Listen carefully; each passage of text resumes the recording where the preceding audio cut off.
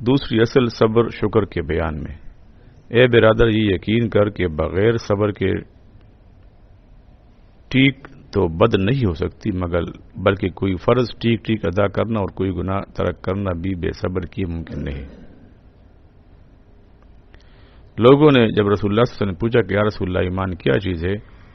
تو آپ صلی اللہ علیہ وسلم نے اسی سبب سے فرمایا کہ ایمان صبر ہے،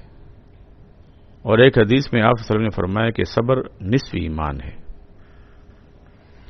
قرآن کریم میں 70 سے زیادہ مرتبہ صبر کا ذکر ہے۔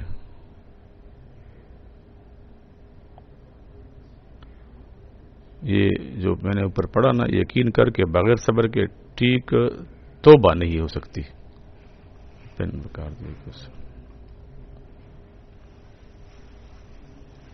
بس پین ہے۔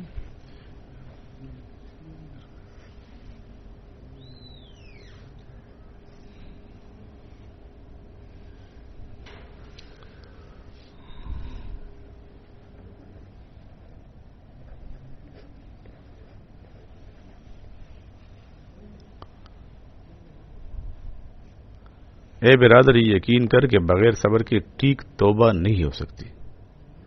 بلکہ کوئی بھی فرض ٹھیک ٹھیک ادا کرنا اور کوئی گناہ ترک کرنا صبر کیے بغیر ممکن نہیں۔ لوگوں نے جب رسول اللہ صلی اللہ علیہ وسلم سے پوچھا کہ یا رسول اللہ ایمان کیا چیز ہے، تو اسی سبب سے آپ صلی اللہ علیہ وسلم نے فرمایا کہ صبر ہے، اور ایک حدیث میں آپ صلی اللہ علیہ وسلم نے فرمایا ہے کہ صبر نصف ایمان ہے۔ قرآن کریم میں 70 سے زیادہ مرتبہ صبر کا ذکر ہے، اور صبر کی بزرگی اور فضیلت کا یہ سبب ہے کہ حق سبحانہ وتعالیٰ نے قرآن مجید میں 70 جگہ سے زیادہ صبر کا ذکر کیا ہے، اور جو بہت بڑا درجہ ہے اسے صبر پر موقوف رکھا ہے، اور فرمایا ہے وَجَعَلْنَا مِنْهُمْ أَئِمَّةً يَهْدُونَ بِأَمْرِنَا لَمَّا صَبَرُوا، اور کیا ہم نے ان میں سے مقتدا یعنی پیشوا کہ رہنمائی کرتے ہی ہمارے امر سے جبکہ انہوں نے صبر کیا۔ اور اجر بے نہایت و بے حساب کو صبر پر حوالہ فرمایا ہے، اور ارشاد فرمایا انما یوفی الصابرون اجرہم بغیر حساب، اور پورا پائیں گے صابرین اجر اپنا بغیر حساب کے، اور صابروں سے وعدہ کیا کہ میں تمہارے ساتھ ہوں، فرمایا واللہ مع الصابرین، اور اللہ صابروں کے ساتھ ہے۔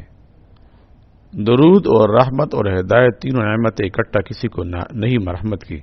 مگر صبر کرنے والوں کو، اور فرمایا اولئک علیہم صلوات من ربہم ورحمۃ واولئک هم المہتدون، صابرین وہ ہیں کہ خدا کی طرف سے ان پر صلوات ہے اور رحمت ہے، اور وہی ہدایت پانے والے ہیں۔ درود اور رحمت اور ہدایت تینوں نعمتیں اللہ تعالیٰ نے صبر والوں کو عطا کی۔ اللہ تعالیٰ صبر والوں کو پسند فرماتے ہیں۔ صبر کی ایک فضیلت اور بزرگی یہ ہے کہ حق تعالیٰ صبر کرنے والے کو عزیز رکھتا ہے، اور ہر ایک کو صبر نہیں عنایت فرماتا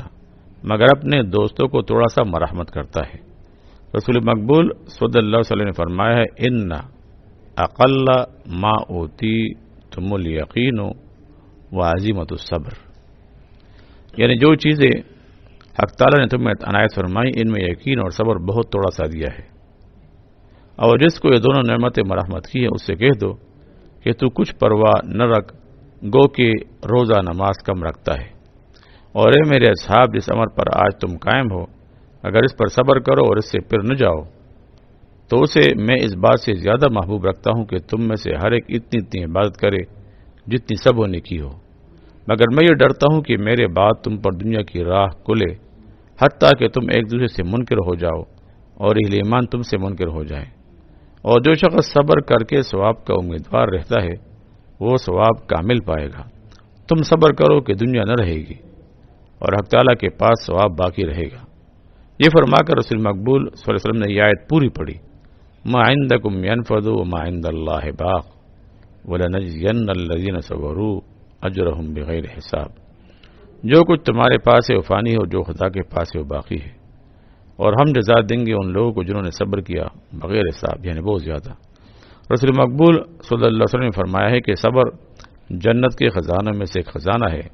اور فرمایا ہے کہ اگر صبر مرد ہوتا تو کریم ہوتا،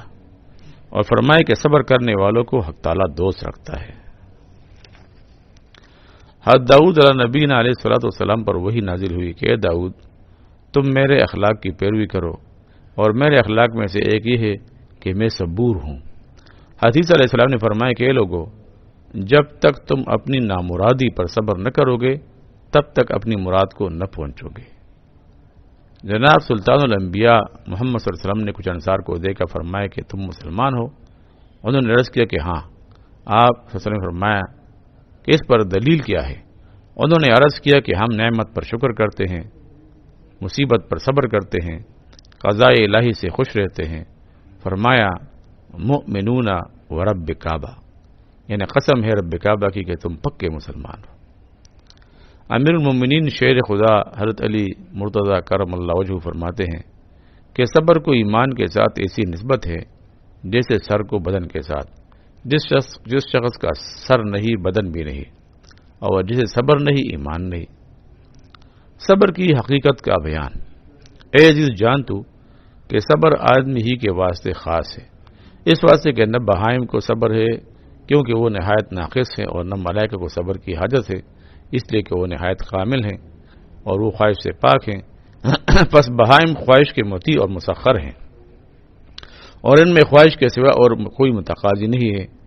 اور ملائکہ جناب الہی کے عشق میں ڈوبے ہوئے ہیں، انہیں اس سے کوئی روکنے والا نہیں کہ اس کو دفع کرنے میں صبر کریں۔ مگر آدمی کو اللہ تعالیٰ نے پہلے تو بہائم کی صفت پر پیدا کیا اور کانے کپڑے زیب و زینت لہو اولاد کی خواہش پر مسلط کی، پھر جوانی کے وقت انوار ملائکہ میں سے ایک نور اس سے پیدا ہوتا ہے کہ اس نور سے انجام کار دیکھنے لگتا ہے۔ بلکہ حق تعالیٰ نے دو فرشتوں کو آدمی پر موکل کر دیا ہے، بہائم ان سے محروم ہے۔ ایک فرشتہ تو آدمی کو ہدایت دیتا ہے اور راہ بتاتا ہے بئی طور کہ اس فرشتہ کے انوار میں سے ایک نور آدمی میں سرایت کرتا ہے کہ اس نور سے آدمی انجام کار پہچاننے اور مصلحت کار جاننے لگتا ہے، حتیٰ کہ اس نور سے اپنے آپ کو اور حق تعالیٰ کو جان جاتا ہے، اور یہ امر پہچان جاتا ہے کہ خواہشوں کا انجام ہلاکت اور تباہی ہے، اگرچہ اپنے وقت پر اچھی معلوم ہوتی ہیں، اور یہ بات جان لیتا ہے کہ خواہشوں کی خوشی اور راحت جٹ پٹ گزر جاتی ہے، مگر اس کا رنج مدت تک باقی رہتا ہے۔ بہائم کو یہ بات حاصل نہیں، مگر آدمی کو یہ ہدایت کفایت نہیں کرتی، کیونکہ اگر وہ اسی قدر جانے گا کہ خواہش اس کے حق میں باعث نقصان ہے اور اسے دفع کرنے کی قدرت نہ رکھے گا تو کیا فائدہ ہوگا؟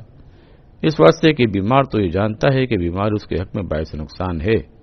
مگر اسے دفع کرنے کی قدرت نہیں رکھتا۔ پس حق تعالیٰ نے اس واسطے دوسرے فرشتے کو آدمی پر متعین کیا ہے کہ اسے قوت اور قدرت دے اور اس کی تائید کر کے سدباب کر دے، حتیٰ کہ آدمی نے جس امر کو اپنے حق میں باعث نقصان جانا ہے اس سے دستبردار ہو جائے۔ تو آدمی میں شہوت پرستی کی جیسی قوت ضروری تھی ویسی ایک اور قوت ضروری ہے، تاکہ آدمی خواہشوں کے خلاف کر کے آئندہ ان کے ضرر سے رہائی پائے۔ یہ مخالفت کرنے کی قوت ملائکہ کے لشکر میں سے ہے، اور وہ شہوت پرستی کی قوت شیطان کے لشکر میں سے ہے۔ اس مخالف شہوت کی قوت کو ہم باعث دینی کہتے ہیں، اور شہوتوں کی قوت کو باعث ہوا، یعنی ایک مخالفت شہوت کی قوت کو ہم باعث دینی کہتے ہیں، اور ایک شہوت کی قوت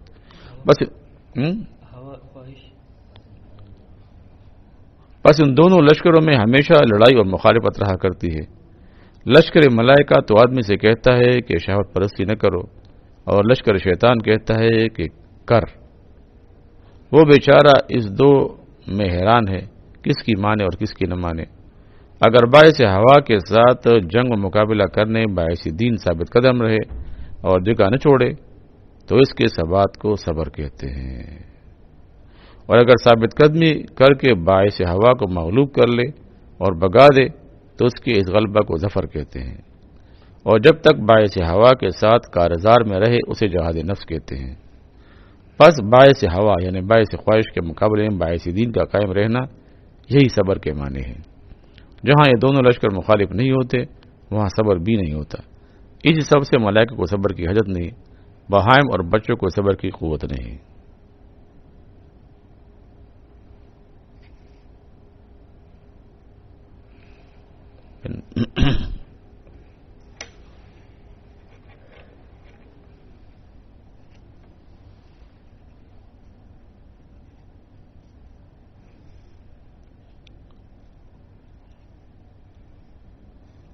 باعث ہوا یعنی باعث دینی اور باعث ہوا، باعث ہوا باعث خواہش، خواہش نفس.